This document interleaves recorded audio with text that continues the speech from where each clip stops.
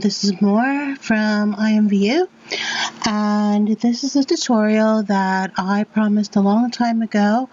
It's a really basic beginner or false beginner tutorial on how to make PVC for IMVU furniture or rooms.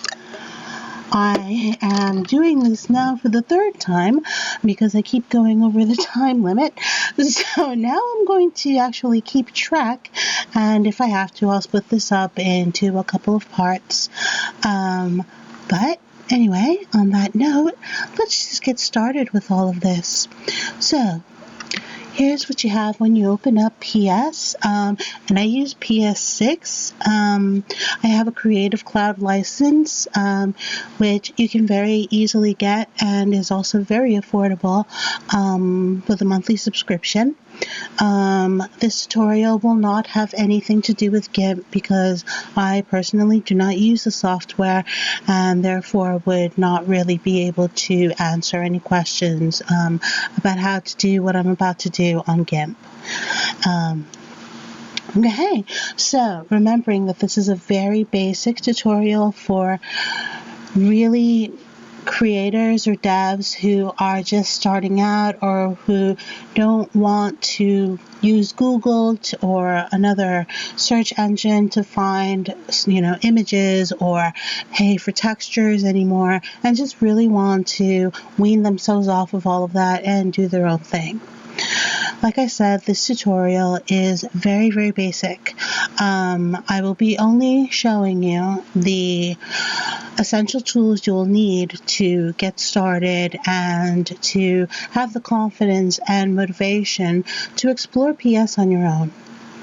Okay, so let's get started. When you open up PS, you have this, which is your interface, and the first thing that you say to yourself is, oh my god, so many little buttons and so many little colors and tabs and things, and where on earth do I begin? Well, it would take me far too long to explain all of these, and they all have many different uses and functions. And also, what I'm going to be doing here is explaining raw texture. I'm not going to be going into drawing latex or PVC on clothing or UVs or anything like that. That's for a separate tutorial, and that's a little bit more detailed and complicated than what we're going to be doing today is. So, at the very beginning, you want to dev, you're really excited and happy about this, but you're also a little bit discouraged because you want to be able to make things that shine, which is basically the question that people always ask me on IMVU is, how the hell do you make things shine? I just want to make things shiny. Okay, so let's make some shine. Right. So first thing you want to do is start a document. So you go to File, New. You can do that with Control N as well if you wish. And you can name your title. You can name it PVC Start. And I have a preset, but I'll show you how to make a preset. When you go to your presets, you're going to have all of these different choices. You want to go to Custom. Custom is the one that's going to make it possible for you to play with the numbers here. Now, for the purposes of IMVU, normally a texture for furniture or rooms of 256 by 256 is ideal. You can use 128. You can go to rectangles of 128 by 256. You can go down to 4 pixels.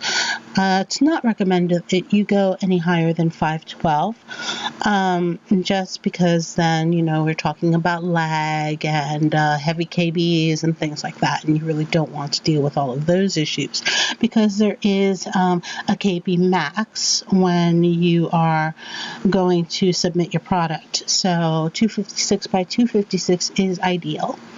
However, I like to start big so that I can add in all of my details and do all of my work without having to worry about not having enough space visually to do what I'm doing.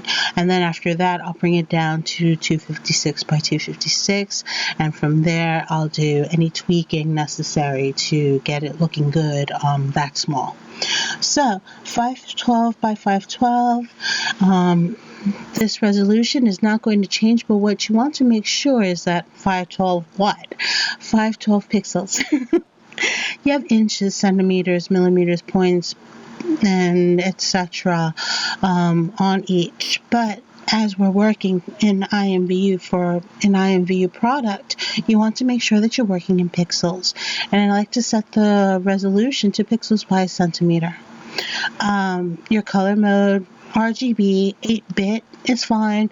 We're going to be doing grayscale PVC today. Color PVC is something entirely different, and we can explore that in maybe another tutorial. The background contents, you have a choice of white, background color, or transparent. I'm going to pick transparent. Okay, and then there's nothing else that really has to be changed. You don't need to look at the advanced menu right now, and click OK. And what are you presented with? A big square with a lot of little squares inside of it. And yeah, this is really, what are you going to do with this? Well, we want to start by using one of the tools that we have here on the side on the little toolbox. And you can take this little toolbox if you want, and you can dock it on this side if you're more comfortable with it. I personally like things to be in a specific way, just because that's the way I am. So I like to dock the little one on this side, and I like to dock my swatches, etc. on this side. I can talk more about the interface in another tutorial. Like I said, I'm only teaching you the absolute essentials that you'll need to do this texture for this project. Okay, so the one that we're going to be using right now is our paint bucket. In default, when you first open PS, normally it's set to gradient. So if you right click on it, you can go and click on paint bucket to change that. Down here you have two little color tabs, and one is your foreground color, which is the black that you see over here, and then you have another color, and you can change between the two. The other color is your background color, and you can change in between the two, or you can change the color. How would you go about changing the color? One of two ways. You can either go right here up to your swatches, and with this little dropper that hovers when you go over it, pick a different color. I have many colors here. And down here at the bottom I have some of my favorite colors. But for the purposes of this tutorial, we're only going to be dealing with the basic colors. There are other ways that you can load in different colors, and those would be in your swatches. The color, this is how you actually set the color yourself. And then later you can add this to a swatch, make it a swatch. So we're going to be working in black. So I'll just take my dropper and I'll just left click, and there, it's black over here. So now with the foreground color being black, I'm going to take my paint bucket and left click once, and there you go. It's all in black. So okay, now we've got a big black square. What now? Okay, so the next thing that we're going to explore for a second is going to be in your filters. Your filter tab is probably going to be one of your best friends. And what I'm looking for is a particular filter, which I will find in the filter gallery. Now here in the filter gallery, we have several different options. We have film grain, we have palette knife, rough pastels. I can go here to brush strokes, and as it's black, you can't really see that anything is happening. Well, you can see that one. You can see that one as well. I mean, you have many different things that you can choose from, but we're only working with one thing, so I'm not going to go and explain all of the different kinds to you right now. We just need one that's in the artistic folder, which is right here on top, and that one's called plastic wrap. So I click on plastic wrap and I can set the strength, the highlight strength, 0 being nothing at all, and just increase and increase and increase to 20. 20 I like the best because it's got the most impact and you can really see what it's starting to become. My detail and smoothness I keep at 15, which is the max. At this stage, moving them is not going to do very much. So you don't need to worry about moving them from 15. Click OK. And there. And some of you might say, yeah, okay, so we're finished, right? That's it. That's PVC. No, it's not. What is the quote-unquote black with a little white dot, for me, is a little bit more complicated, I guess is the best word to use, than just getting to this. There's several different problems with it. These lines here I consider really unattractive when I see on a piece of furniture or I see in a room. It doesn't look quite that smooth. If I bring this up and zoom in, I can see what looks like almost a bit of oil around it, like a ring. So that's going to be pretty problematic for me.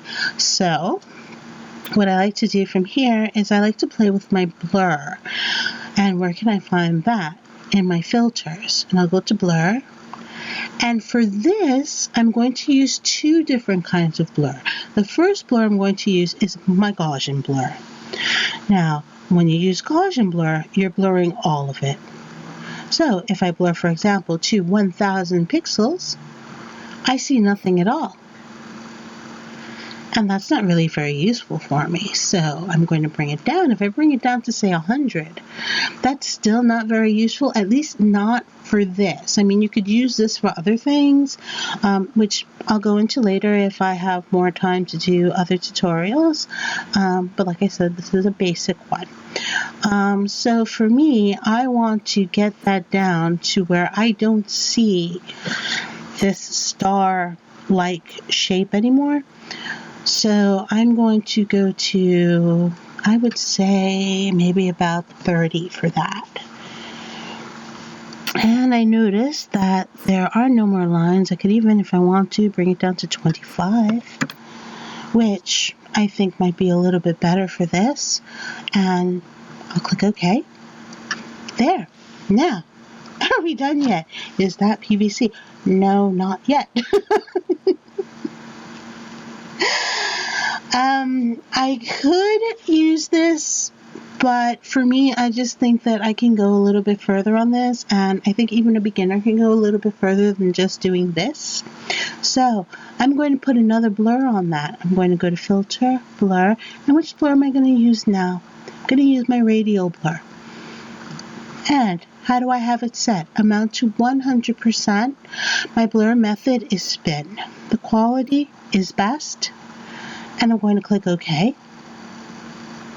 And you see what happened. You have a perfect circle there. And also, if you bring it up a little bit, you'll see that it's got like a little bit of an oily film around it, but just enough so that you start to see that it's taking the form of a texture. Are we done yet? No, not quite yet. But we are done with part 1 of this tutorial because I don't want to go over. So I'll just pause it right here and come back to you with the rest.